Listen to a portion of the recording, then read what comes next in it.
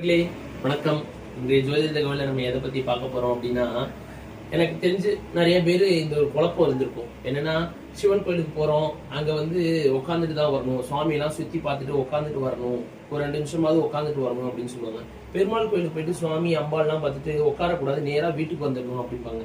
இதுல என்ன விஷயம் இருக்கு? ஏன் சிவன் கோயில்ல உட்காந்துட்டு வரணும், பெருமாள் கோயில்ல சுவாமியை பார்த்து நேரா வீட்டுக்கு வந்துடணும் அப்படின்னு ஒரு விஷயம் இருக்கு அப்படின்னு ஆய்வு பண்றப்ப, சிவன் கோயில சிவன் அம்பாள் எல்லாத்தையும் பார்த்துட்டு சுத்தி வந்துட்டு வரப்ப, சிவபெருமான் கூட இருக்கக்கூடிய சிவகணங்களும் பூதகணங்களும் நம்ம பின்னாடியே பின்தொடர்ந்து வருவாங்க. சரிங்களா? சோ அவங்கள நம்ம வீட்டுக்கு கூட்டிட்டு வந்து அவங்களுக்கு செய்யக்கூடிய விஷயங்களை நம்மளால செய்ய முடியாது.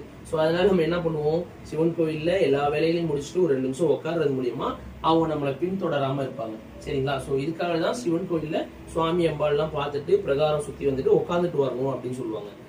ஓகே, இதே பெருமாள் கோயில்ல ஏன் வந்து உட்காந்துட்டு வரக்கூடாது, நேரா வந்துருவணும் அப்படின்னாங்கன்னா, பெருமாள்னாவே அவரோட இதயத்துல அம்பாள் குடிக்கொண்டிருக்கார், மகாலட்சுமி இருப்பா. சோ பெருமாள் கோயிலுக்கு போனாவே மகாலட்சுமி அங்க இருப்பா.